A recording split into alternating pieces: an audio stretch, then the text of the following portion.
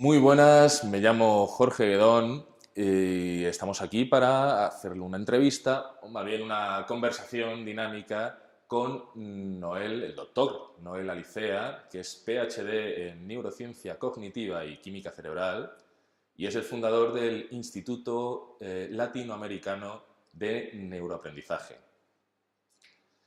También es fundador y presidente de Pentamind Academy, que nos contará a continuación en qué consiste.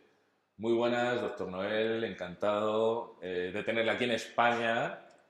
Vamos a hacer un montón de actividades con Noel, vamos a aprender mucha neurociencia y ahora en este momento es el inicio de este aprendizaje.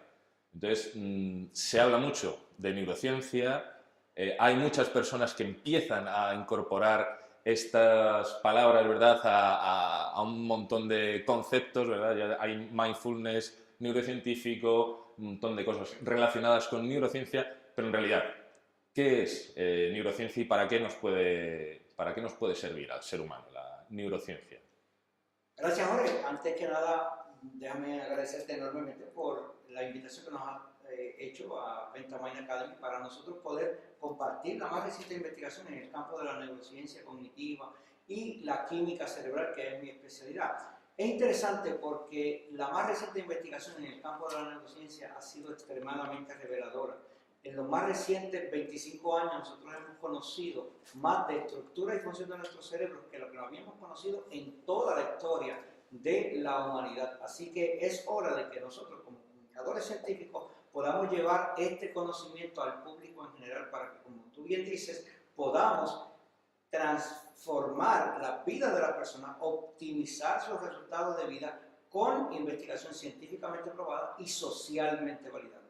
Y eso es lo que vamos a estar compartiendo acá en Madrid durante la sección que tenemos ahora, pero durante el resto del año con otras actividades, así que se pone muy interesante acá las actividades. Entonces, fenomenal, muchísimas gracias a ti. La neurociencia, entonces, es una disciplina científica que tiene que ver con las neuronas. Bueno, este es interesante porque de las células de nuestros cerebros, 90% de las células de nuestros cerebros no son neuronas. En el siglo pasado, pues nosotros nos enseñaron la filosofía de que la neurona era la protagonista de toda la actividad cerebral. Pero la más reciente investigación ha descubierto que no, que las neuronas básicamente tienen la función de recibir mensajes de las otras células cerebrales, que se llaman las células gliales, que constituyen más del 90% de las células de nuestros cerebros. Así que es hora de que en este siglo XXI vayamos haciendo un cambio de la teoría de la neurona a la teoría de las células gliales, que son las protagonistas de la actividad cerebral al día de hoy. Uh-huh. En este sentido, ¿de qué nos sirve conocer o cambiar el patrón? ¿Va? Ya no tenemos, las neuronas tendrán su función, que nos podrás explicar a continuación. Las células gliales, ¿de qué nos sirve saber que existen células gliales y para qué nos sirve al ser humano conocer este tipo de Gracias, contenidos? gracias por esa pregunta, porque me permite a mí explicar para el público en general que no tiene formación en ciencias. Mira, es cierto, las neuronas siguen haciendo todas las actividades que nosotros habíamos conocido que ellas hacían. Toda actividad y movimiento de los músculos, todo pensamiento es producido por la actividad neuronal. Sin embargo, la neurona no tiene la capacidad de iniciar esa actividad, sino que las células gliales envían mensajes a las neuronas para indicarle a las neuronas cuál es la actividad que ellas van a seguir haciendo en la vida diaria.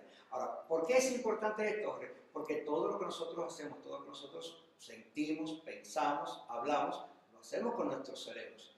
Y otro dato interesante, ¿por qué hablamos de cerebro? Porque ya es hora de que nosotros nos pongamos al día con la investigación científica en el campo de la neurociencia.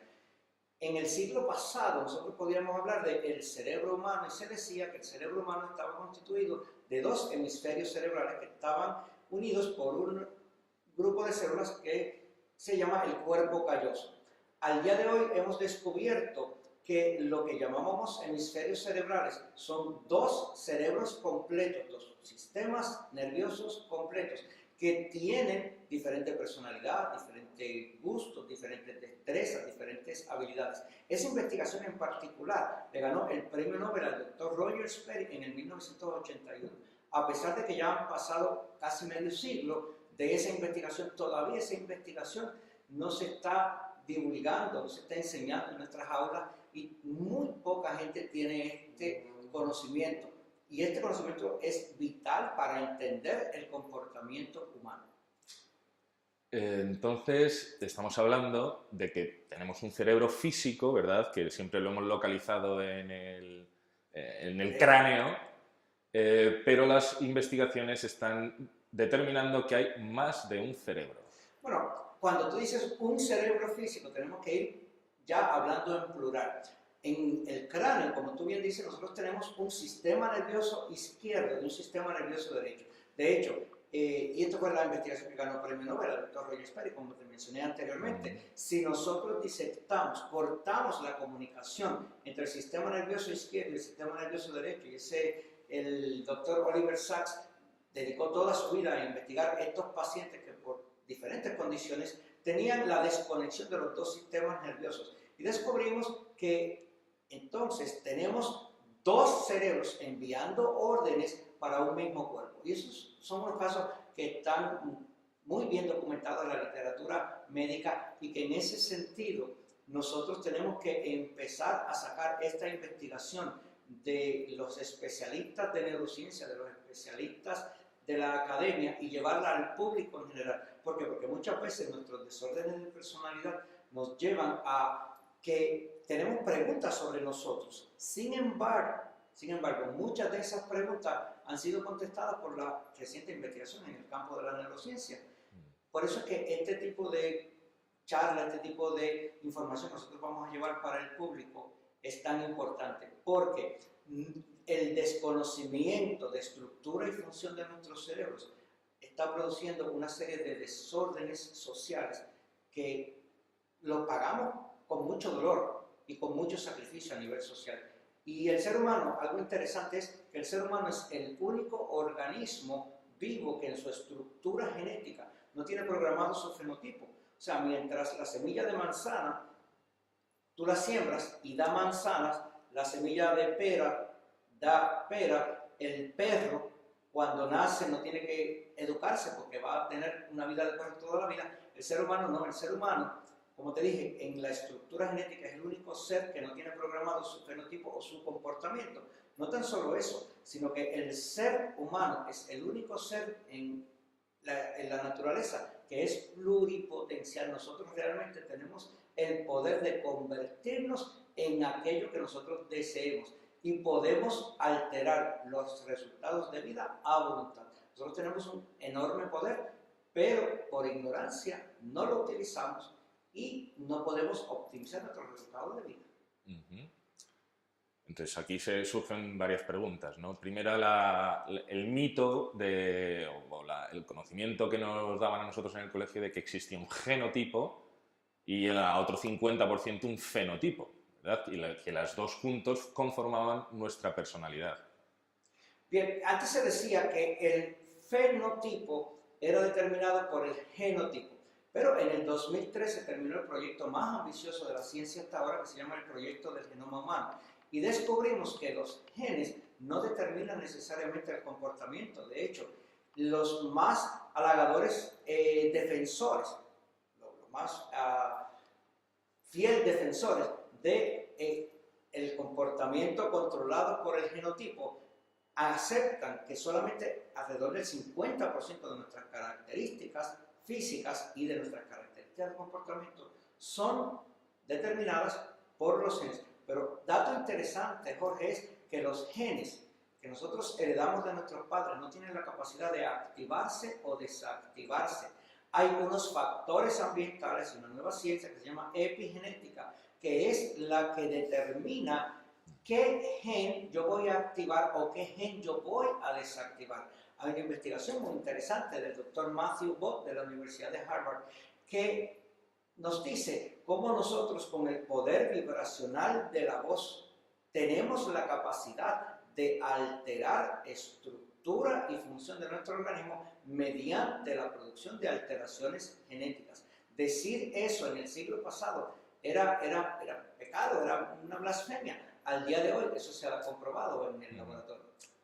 Claro, esto tendrá que ver con las estructuras atómicas, la vibración de cada uno de los átomos, cómo influyen en los genes.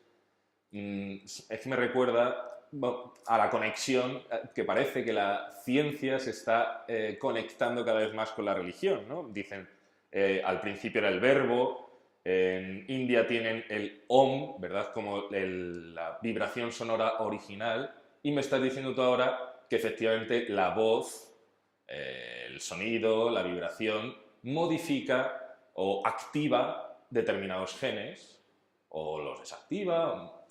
Algo interesante que tenemos que tener mucho cuidado es hacer lo que se llaman en los saltos cuánticos, ¿no? Nosotros en la investigación científica hemos demostrado algunas cosas.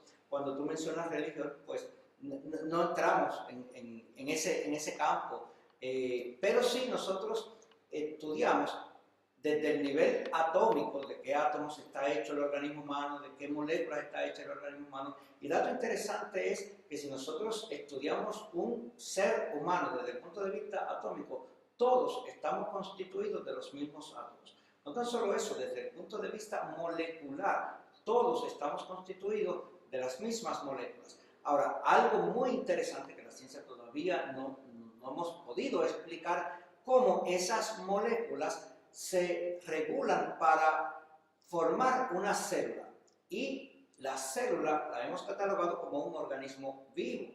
Esa definición de vida o no vida es arbitraria. Debiéramos estar hablando, después de la investigación de don Alberto Einstein a principios del siglo pasado, de energía. Los átomos están energizados, las moléculas están energizadas, nuestras células están energizadas. Ahora, nuestras células tienen una particularidad, es que en el núcleo de cada una de nuestras células está un código genético, que lo que te dice es cómo yo voy a utilizar las diferentes moléculas de proteínas para crear un nuevo ser humano. Ahora, como tú bien dices, hay muchas de estos descubrimientos que la ciencia ha venido a corroborar. Por tanto, ya pasó del área de la superstición, del área de la religión, al mundo científico. Y el mundo científico tiene una particularidad, es que las cosas tú no tienes que creerlas por fe. Aquí, la ciencia, con el rigor del método científico, te provee unas herramientas que, bien estudiadas, bien aplicadas, tienen el potencial de transformar todos los resultados de vida del ser humano. O sea que la ciencia dice ahora mismo lo que dice a lo mejor la religión budista, que tú te puedes... o el propio mindfulness en estos momentos, que aquello que tú piensas y proyectas lo puedes llegar a realizar. Bueno, nuevamente tenemos que tener mucho cuidado con mezclar en la misma conversación los dos términos, ciencia y religión. Primero, porque hay miles de religiones en el mundo con diferentes creencias, con diferentes tradiciones, con diferentes culturas. Sin embargo, hay un solo método científico. Esa es la ventaja, que a diferencia de las religiones que muchas veces enseñan conceptos opuestos, en la ciencia, como primero tiene que ser corroborado sin prejuicios, y esa es la gran ventaja. Posiblemente la religión en los más recientes 6.000 años nunca ha logrado unir a la humanidad. ¿Qué tal si nosotros entonces ahora transformamos muchas de las creencias, nos adaptamos a la más reciente investigación en el campo de la neurociencia, del mundo científico en términos generales, y ahí entonces podemos crear la unión que con tanto tiempo hemos buscado? Entonces, ¿en qué medida la ciencia reconoce la conciencia? Bien, antes de hablar de conciencia, vamos a hablar de cerebros humanos. Como dijimos anteriormente, la más reciente investigación en el campo de la neurociencia ha determinado que en el cráneo nosotros no tenemos dos hemisferios, sino que tenemos un sistema nervioso izquierdo y un sistema nervioso derecho. Ahora, una investigación muy interesante en el 1996 descubrió que nosotros tenemos un sistema nervioso entérico que anatómicamente se encuentra en la cavidad abdominal y que antes se pensaba que estaba bajo el control del sistema nervioso central. Una investigación del doctor Michael Gerson ha determinado que el sistema nervioso entérico tiene la capacidad de funcionar independientemente de los cerebros del cráneo. Por tanto, a ese cerebro se le llamó el segundo cerebro. Al día de hoy conocemos mucho más. Ese cerebro, sistema nervioso entérico, que compartimos con todos los animales, es lo que produce en la etapa de la evolución el Homo erectus. Y en el caso del ser humano se encarga de la función de comer, dormir y reproducción. En adición a eso, en el caso del ser humano, trabaja las secreciones entéricas, que es lo que nosotros llamamos como emociones. En la etapa de la evolución, ese es el primer cerebro que se desarrolla. Por eso estamos conectados con nuestra madre, por el sistema nervioso entérico. Los cerebros del cráneo, por la naturaleza en que el ser humano nace, que tiene que pasar por el canal vaginal y tiene que empequeñecer el cráneo, pues no sale totalmente desarrollado. De hecho, nuestro sistema nervioso izquierdo y nuestro sistema nervioso derecho tardan 25 años en desarrollarse. Así que si nosotros vamos a hablar de cerebro, hablaríamos de que el sistema nervioso entérico es el primer cerebro, el sistema nervioso izquierdo es el segundo cerebro, el sistema nervioso derecho es el tercer cerebro. Hay otros cerebros que los vamos a ver en las conferencias que nosotros vamos a estar dando aquí en España y en otros países de Latinoamérica, porque la idea es nosotros convertirnos en portavoces de este conocimiento, porque mucha de esta investigación se hace en Estados Unidos, en Inglaterra, y nosotros en los países hispanoparlantes, pues como que siempre estamos de segundo. Es hora de que nosotros empecemos en una economía globalizada a coger información e inmediatamente sea aprobado, vamos a llevarla y aplicarla a nuestro diario vivir. De hecho, vamos a dar un seminario gratuito sobre los 5 cerebros y luego un curso más completo para entender bien cómo está compuesto nuestro sistema nervioso, nuestro sistema neuronal. Algo interesante, ahora que tú mencionas los seminarios gratuitos, uno de los conceptos que nosotros tenemos que entender es que en la naturaleza no hay absolutamente nada gratuito, y menos en un mundo globalizado donde el dinero es tan importante. Así que eso es una de las cosas que nosotros tenemos que alterar. De hecho, en Pentamind, que es la organización que yo dirijo, nosotros tenemos el propósito y la misión de ayudar a la persona a optimizar 5 áreas de vida. La primera área, es la más importante, es la salud y el bienestar. Una vez la persona entiende estructura y función desde el nivel atómico, nivel molecular, nivel celular, nivel tisular, nivel orgánico, a nivel de comportamiento, y podemos optimizar nuestra salud y bienestar, entonces vamos a hablar de cerebros. Ahí entramos en los programas de aprendizaje acelerado, fotolectura, ingeniería cognitiva, que es un programa basado en la más reciente investigación de cómo nuestros cerebros reciben información, procesan información, almacenan la información y utilizan la información para nuestro diario vivir. En adición a eso tenemos los programas de finanzas, y ahí es donde nosotros tenemos que estar al día en la más reciente investigación de la neuroeconomía.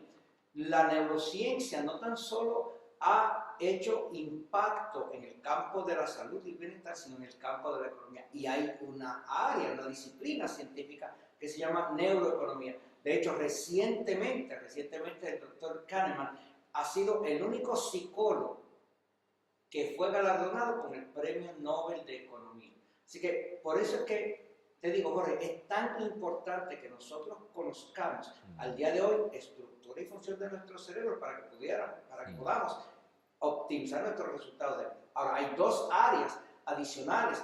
Está el área del amor y las relaciones entre la familia, entre la pareja, relaciones con el espíritu, ¿verdad? Esa es la tradición religiosa.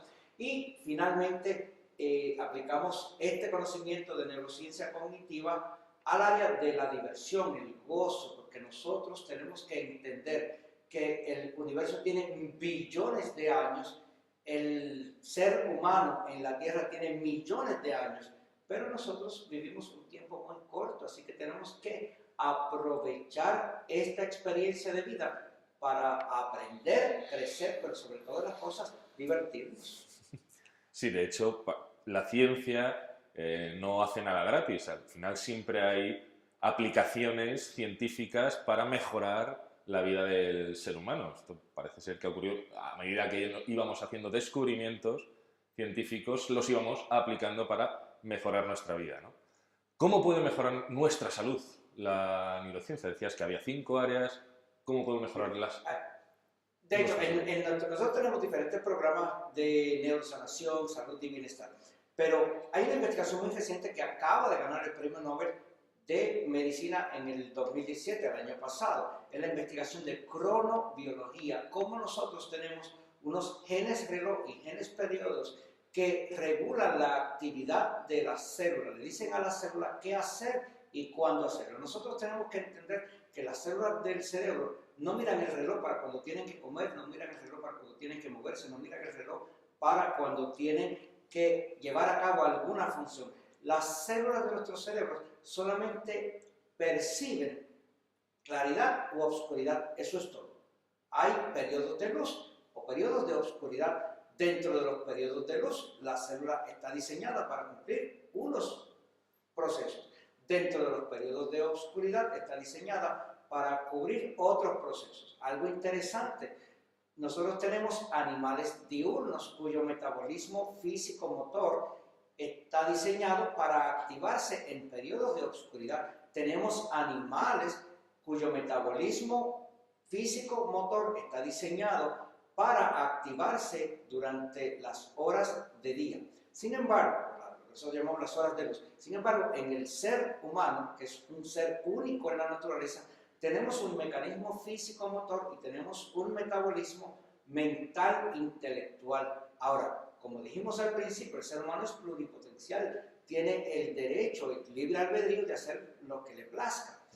Nosotros podemos violar el ciclo natural y entonces hemos creado soles artificiales y por la noche, en vez de estar horizontal, cerrando la entrada de luz a nuestro cerebro, nos vamos de fiesta en la discoteca.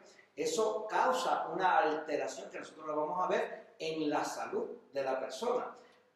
Prácticamente todas las condiciones de salud que nosotros conocemos al día de hoy se han determinado que son o prevenibles o reversibles. Como dice un gran amigo mío neurocientífico, en realidad no hay enfermedades que nosotros no podamos tratar o revertir. Ahora, hay pacientes a los cuales no podemos tratar o revertir porque quien único puede decidir sobre mi salud y mi bienestar soy yo. Soy yo el que tengo que buscar conocer, que buscar aprender, que buscar crecer. En la naturaleza, la única ley que es gratuita es la ley del caos. El ser humano tiene que entender que si quiere eliminar el caos de su vida, tiene que dar la orden para ordenar el sistema. En el caso de la salud y el bienestar, que era la pregunta que me hiciste, si la persona va a hacer un cambio de vida, debe ser seguir la cronobiología. De 4 de la madrugada a 12 del mediodía, las células están en el proceso de excreción. El poro de la membrana abre del citosol del interior al exterior para que la célula pueda eliminar las toxinas producto de su metabolismo. De 12 del mediodía a 8 de la noche, el poro de la membrana invierte el flujo de iones para que la célula pueda absorber los nutrientes que están en el plasma sanguíneo y llevarlos al interior. De 8 de la noche a 4 de la madrugada ocurre algo muy interesante en la membrana celular que no lo vamos a explicar en esta entrevista, Jorge, porque es muy técnico, pero sí a las personas que vayan a nuestras conferencias van a tener la oportunidad de entender. Ahora, ¿qué sucede? En ese horario, lo único que usted tiene que hacer es horizontalizarse y cerrar la entrada de luz al sistema. La gente no tiene que dormir porque tu páncreas nunca duerme, tu hígado nunca duerme, tu corazón nunca duerme. Lo que nosotros hacemos es, que es una pregunta que tú me hiciste ahorita, ¿qué pasa durante ese horario? Perdemos conciencia. Hay unas células que se activan con periodos de luz y nos dan conciencia. Esas células se desactivan con periodos de oscuridad y nosotros perdemos la conciencia. Eso es lo que le llamamos estadios de vigilia o estados de sueño.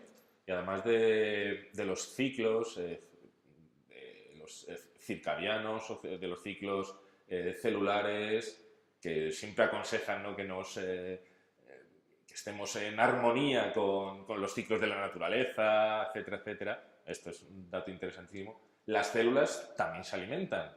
Se alimentan también las neuronas, se alimentan las células gliales. Todas las células del sistema tienen 4 funciones. La célula es un organismo vivo, como habíamos hablado anteriormente, a diferencia de las moléculas y los átomos, que aunque son energizados, no los catalogamos como organismos vivos. La célula, para ser catalogada como un organismo vivo, tiene que tener un proceso de absorción, tiene que tener un proceso de digestión, tiene que tener un proceso de excreción y tiene que tener un proceso de metabolismo. Esas son las 4 funciones de los organismos vivos. Los organismos unicelulares son los organismos más sencillos y todos siguen ese proceso. Cuando tú hablas del ciclo circadiano, es un periodo de luz y un periodo de oscuridad. Y nosotros tenemos unos genes que son los genes reloj y los genes periodos que le dicen a la célula qué hacer y cuándo hacerlo. En la medida en que nosotros con nuestro libre albedrío podamos armonizar nuestras actividades diarias para mantener a la célula en armonía, vamos a estar en óptima salud. De hecho, en inglés es interesante porque cuando tú tienes armonía a nivel celular, se dice que la célula está at ease. Cuando tienes desarmonía a nivel celular, la célula está en un estado de disease. Y disease es lo que nosotros traducimos como enfermedad. Ahora, lo interesante es que cuando nosotros estamos en un periodo de enfermedad, o sea, disease, es la oportunidad para nosotros entender el mensaje que la célula nos está queriendo llevar. Si no hacemos nada y seguimos en la misma disfuncionalidad, entonces, nuevamente el término en inglés es interesante porque pasas de disease a disease, o sea, que es lo que nosotros llamamos la muerte celular. Fenomenal. Podemos pasar, si te parece, a otra área de neurociencia que tiene relación con la educación. Tienes un proyecto que es ingeniería cognitiva y además eres experto en neuroeducación. Y lo que vamos a hacer ahora, en estos días, es un taller extenso de fotolectura, que parece que hay lectura lineal, la fonética, las que nos enseñan de toda la vida a leer, ¿verdad? Hay lectura diagonal o lectura rápida, pero esto de la fotolectura es una octava superior, ¿no? Sí, mira, si nosotros entendemos estructura y función de nuestro cerebro, entendemos el sistema nervioso entérico, sistema nervioso izquierdo, sistema nervioso derecho, sistema nervioso periferal, aplicamos esto al campo de la educación. Entonces, en el campo de la lectura, nosotros le enseñamos a los participantes cómo nuestros cerebros, diferentes cerebros, reciben diferentes tipos de información, almacenan información de manera diferente y utilizan la información de manera diferente. O sea, es hora de que nosotros cojamos esta investigación en el campo de la neurociencia y la llevemos al salón de clases, al aula de clases. Así que nosotros hemos creado un concepto que se llama ingeniería cognitiva, porque nosotros no tenemos la injerencia de alterar la arquitectura de nuestro organismo. Sin embargo, en la pluripotencialidad del cerebro humano podemos alterarlo como nosotros querramos. Nosotros podemos aprender a hablar el idioma que querramos, podemos aprender a comer lo que nosotros querramos. Si nosotros cogemos un niño y lo enseñamos a comer vegetales, comerá vegetales. Si los enseñamos a comer cerdo muerto, comerá cerdo muerto con la misma facilidad. Ahora, el resultado a nivel celular, a nivel interno y a nivel intracelular no es lo mismo, porque es como cuando nosotros cogemos el auto, si le echamos el combustible óptimo, ese auto nos va a dar un rendimiento óptimo. Si confundimos el petróleo por el agua, porque los dos son líquidos, y en vez de petróleo le echamos agua, pues el el auto no nos va a dar el mismo funcionamiento.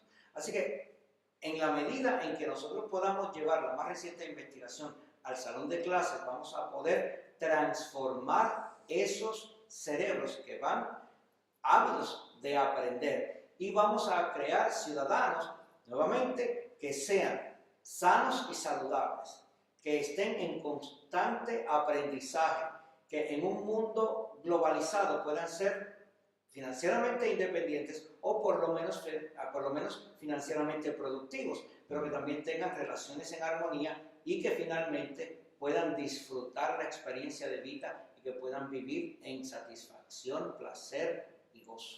Un proyecto global, ¿no? Penta, 5 cosas, Pentamind, 5 mentes, 5 áreas de la vida, ¿no? Fenomenal. Te voy a hacer... la fotolectura, entonces, es una herramienta, me ha parecido súper interesante, porque es una herramienta que te puede permitir leer mucho en muy poco tiempo, mucho más que la lectura diagonal. Mira, lo que sucede es que en el campo de la lectura para nosotros los videntes es cómo nuestros ojos reciben la información. Ahora, nosotros tenemos 3 procesadores de lectura en nuestro cerebro. Tenemos un procesador verbal, que es el que utiliza la fonética. Entonces nosotros vemos un grafema y le añadimos un fonema.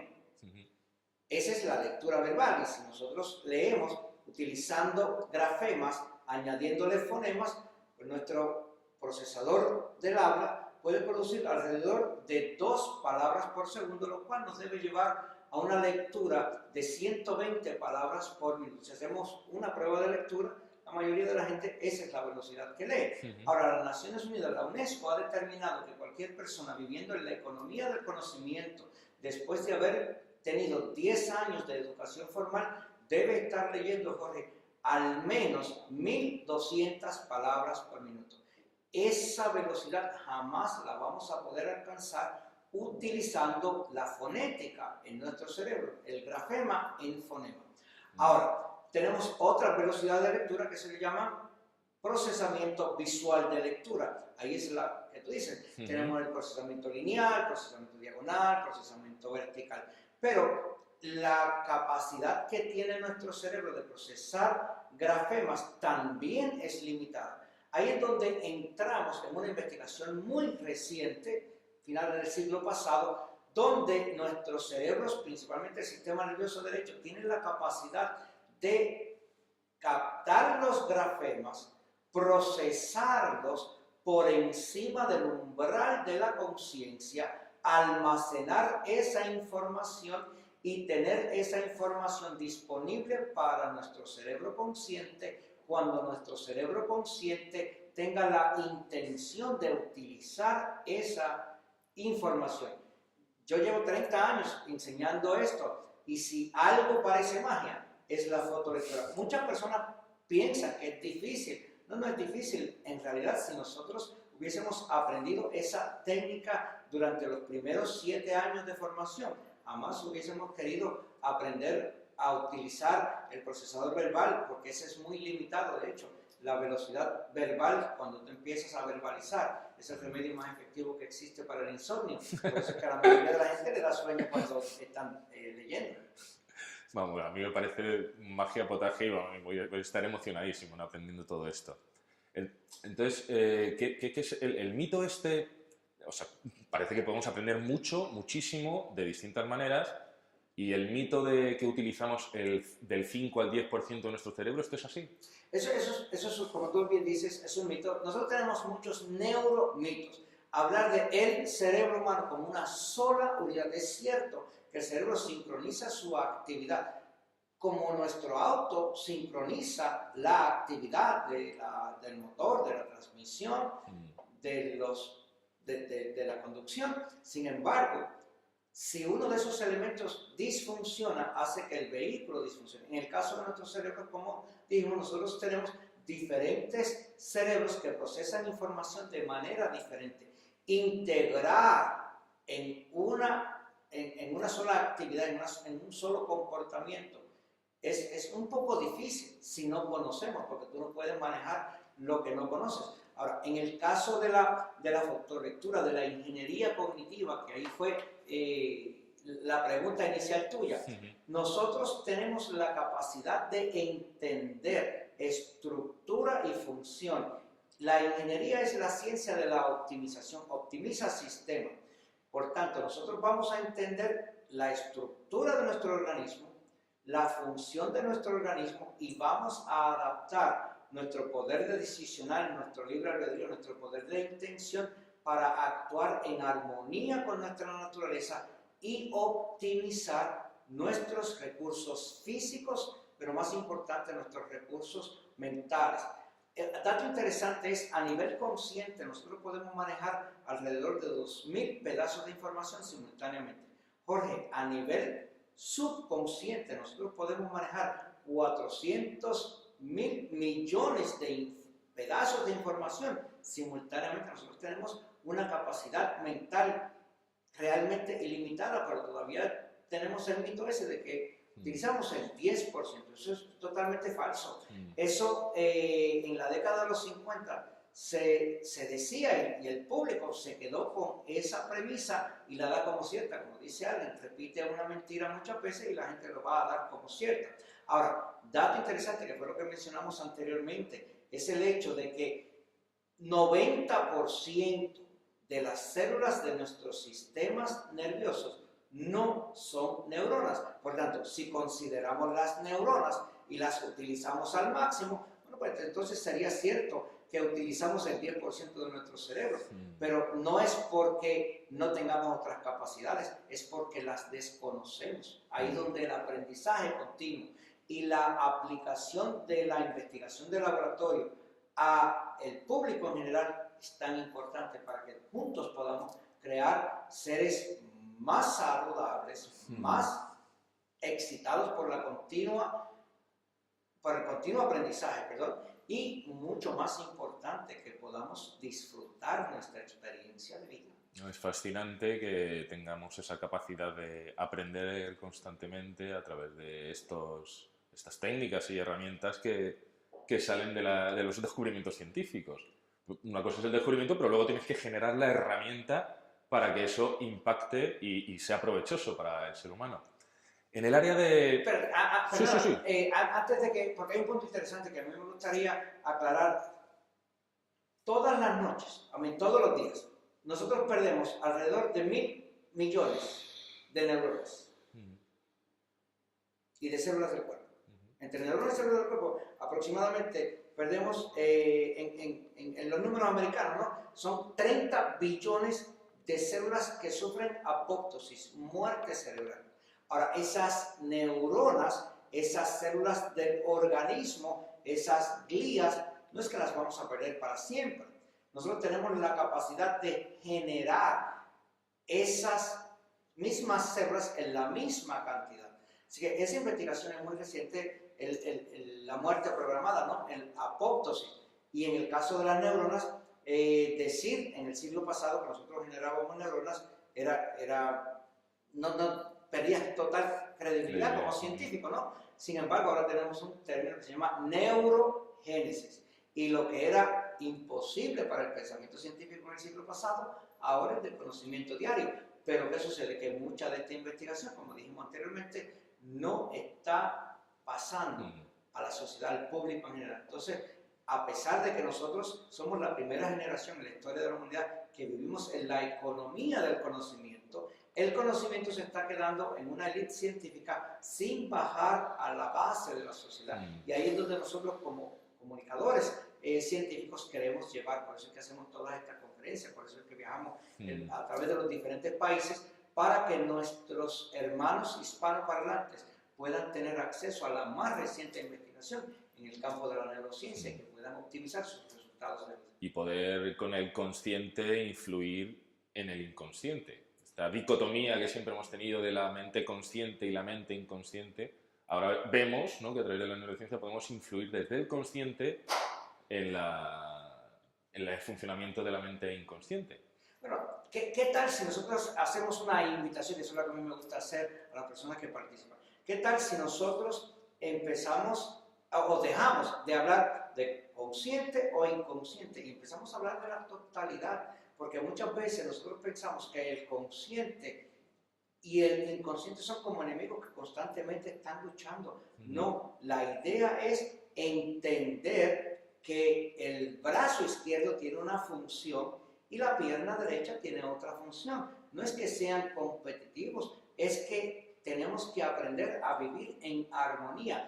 Y el consciente, el procesamiento de información consciente, tiene una función.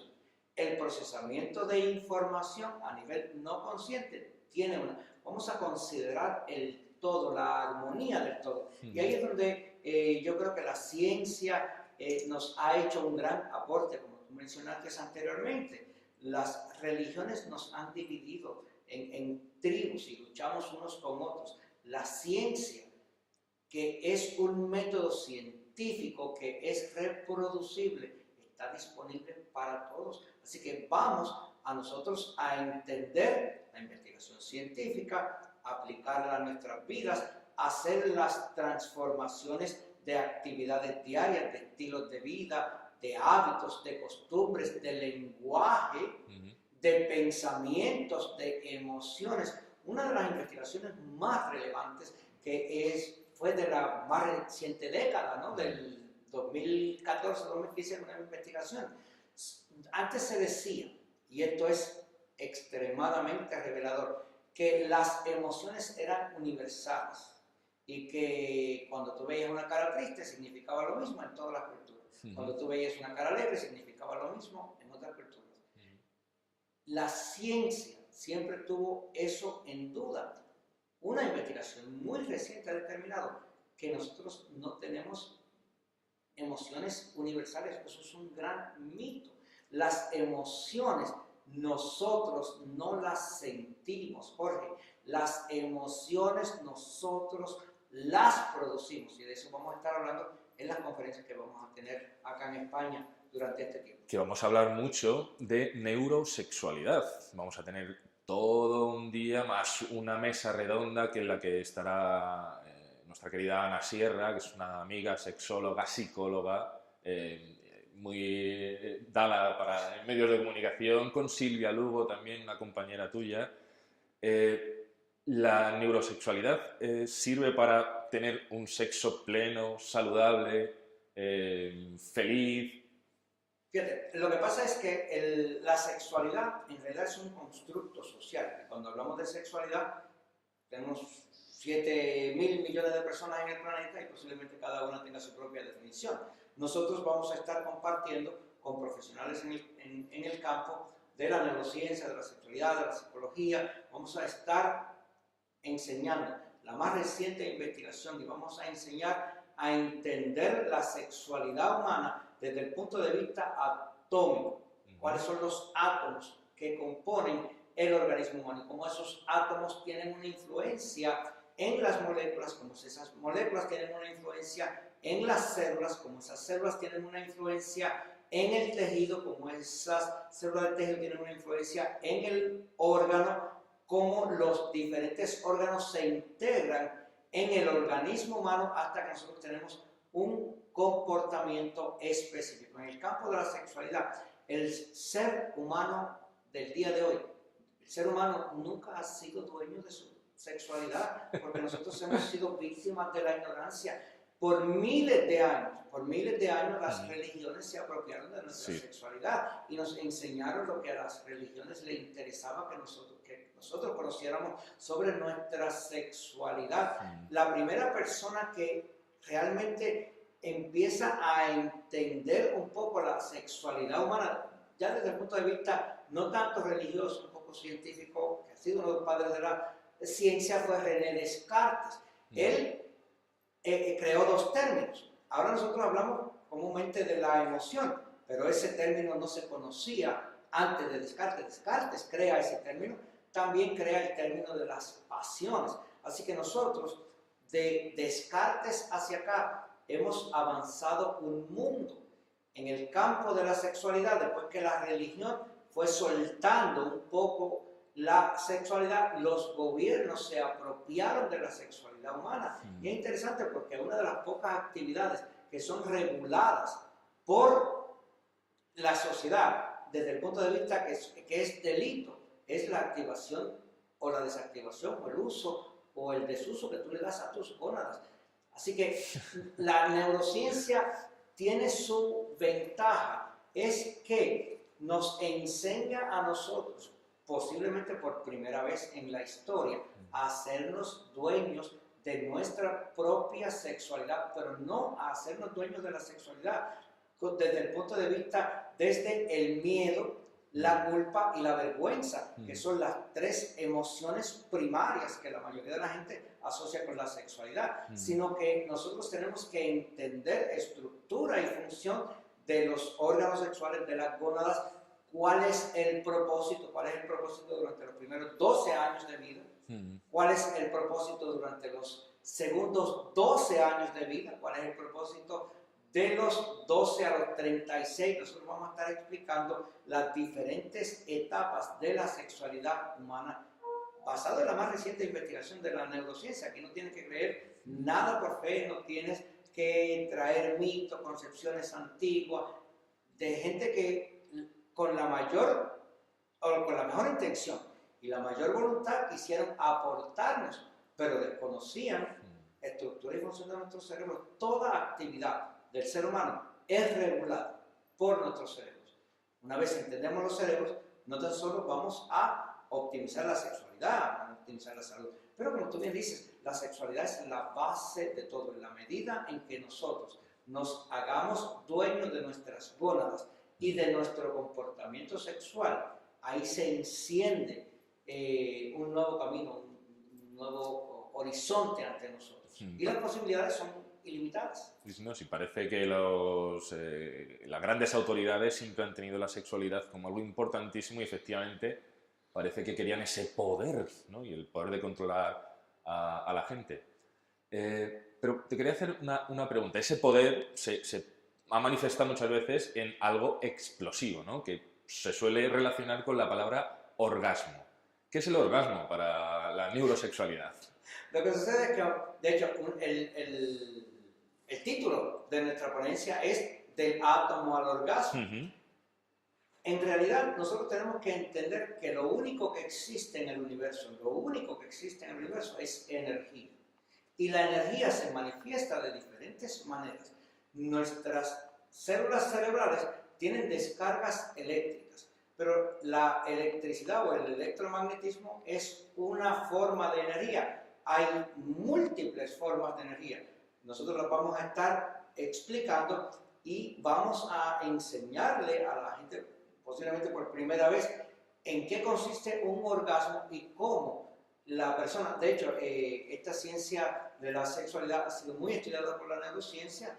Hay un caso que es muy interesante, como una persona se tiraba a la calle y orgasmaba, como otra persona orgasmaba comprando zapatos, como otra persona orgasma comprando carteras. O sea, hay una serie de disfunciones que nosotros tenemos que entender para nosotros poder desarrollar una sexualidad sana, ética, productiva, que nos dé tres cosas que es lo que debe producir la sexualidad: crecimiento, placer y gozo. La sexualidad es la base del crecimiento social y la perpetuación de la especie. Si eliminamos la sexualidad del ser humano, se acaba la especie. Ahora, tampoco es que nosotros entendamos la sexualidad y no la utilicemos a nuestro favor, sino que nosotros, una vez entendemos las estructuras sexuales, podemos armonizar nuestro diario vivir y sacar el máximo provecho de esta experiencia de vida. Fantástico. Entonces, eso, la sexualidad, es lo que me has dicho, es el primer motor energético del ser humano. Y además, según lo que tengo entendido, hay interruptores corporales, físicos, que pueden activar o desactivar esto. Desde la filosofía india, desde la filosofía tántrica, mucho más amplia que solamente lo sexual, pero ahí han estudiado que hay diversos puntos del cuerpo que activan cosas. También la herencia china, la acupuntura, determina canales energéticos y puntos muy concretos en los que se activan o desactivan cosas. Esto lo corrobora la neurociencia? Fíjate, es interesante porque hay muchos mitos, hay mucha superstición. La neurociencia ha venido a desmistificar el concepto de sexualidad humana. O sea, todos somos productos de 23 cromosomas que nuestra madre aportó, 23 cromosomas que nuestro padre aportó. Esos 23 cromosomas se unieron para producir 23 pares de cromosomas, que fue la primera célula. De esa célula nosotros salió la vida. Todos de dos células sexuales, ¿no? Es decir, que somos sexuales por completo. Del espermatozoide, el óvulo son dos células sexuales. De ahí parte todo. Sí. Ahora interesante, no se consideran células completas, vamos a estar claros, porque son medio células. El óvulo no tiene los 23 cromosomas completos. El óvulo tiene no tiene 23 pares de cromosomas, sino que el óvulo técnicamente es medio célula. El espermatozoide igualmente es medio célula. Por eso que en la escuela, cuando estamos hablando de biología, le enseñamos al niño que una célula de mamá se unió con una célula de papá y formaron una célula. El nene va a la clase de matemática y el maestro de matemática le enseña que 1 más 1 es 2. Y el niño está confundido y dice, como en la biología me enseñan 1 más 1 es 1 y 1 más 1 es 2. Así que el concepto correcto es que es medio célula, técnicamente es medio célula y medio célula. Y entonces ahí armonizamos la matemática y la biología. Medio célula de papá, medio célula de mamá se unieron y crearon 23 pares de cromosomas. Algo interesante que vamos a estar explicando en este concepto de neurosexualidad es cómo esos 23 cromosomas están interactuando. Unos genes se activan, otros se desactivan y durante 40 semanas hay una serie de intercambios muy interesantes que vamos a estar explicando, y una vez sale esa criatura, sale de esa fábrica, que es el vientre materno, que pasa por los próximos 70 años, al menos 70 años, ¿verdad? Pero la sexualidad nos hace realmente inmortales, porque perpetuamos la especie. Tenemos entonces un cuerpo sexual. Esto nos puede proporcionar salud, gozo, placer y, por supuesto, la función reproductiva. Pero estás hablando todo el rato de activar y desactivar. ¿Somos una especie de organismo, un bioordenador? ¿Nos podemos activar o desactivar con puntos concretos de nuestro cuerpo? Bueno, o con pensamientos, a lo mejor, o con... Nos podemos activar en el ámbito, sobre todo, de la sexualidad, que estamos...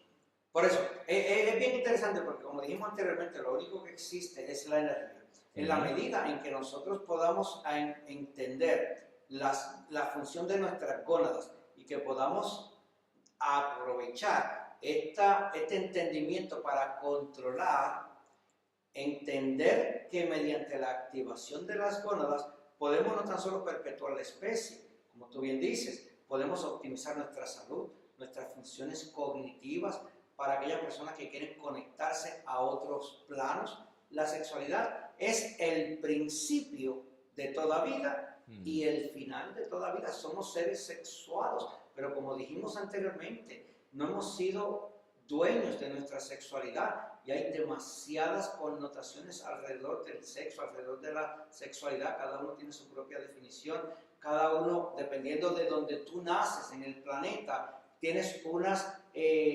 culturas que te controlan. Entonces, si tú naces en África, a lo mejor es bueno andar desnudo por la sabana. Si tú haces lo mismo en Madrid, a lo mejor no es tan bueno andar desnudo por la calle.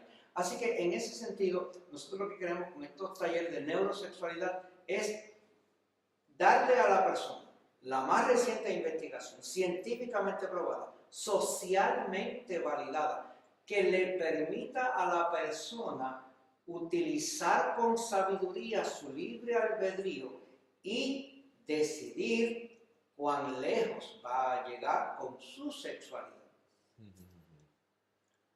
Pues suena extraordinariamente bien. Invitamos a todo el mundo a seguir a Noel Alicea porque está constantemente siendo espectacularmente generoso con todos los conocimientos que él tiene y los que va averiguando.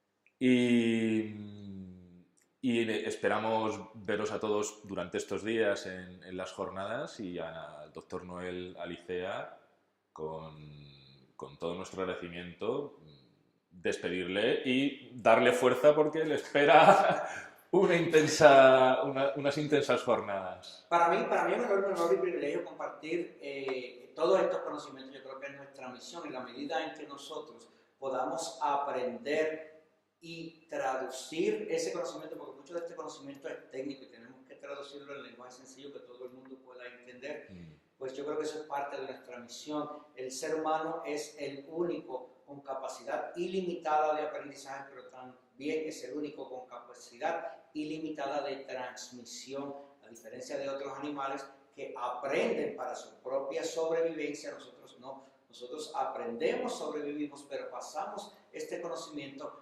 para que a las otras personas, a las otras generaciones que vienen detrás de nosotros, se le haga la vida mucho más fácil. Así que, según los científicos de la antigüedad, nos dejaron enormes revelaciones. Nosotros tenemos el compromiso con las nuevas generaciones, no solo de darle las mejores herramientas para optimizar su vida, sino excitarlos a mantenerse en constante aprendizaje, en constante transformación. Así que para aquellas personas le hago una invitación, como yo siempre digo, de corazón a corazón, de cerebros a cerebros, para que se den la oportunidad de conocer, transformar, crecer, y juntos vamos a poder crear una mejor sociedad para todos y un mejor planeta. En la información está el poder y Noel Alicea es muy poderoso y quiere transmitir todo el poder para que cada uno sea lo más poderoso que pueda llegar a ser. Así que con el doctor Noel Alicea, la neurociencia está a tu alcance.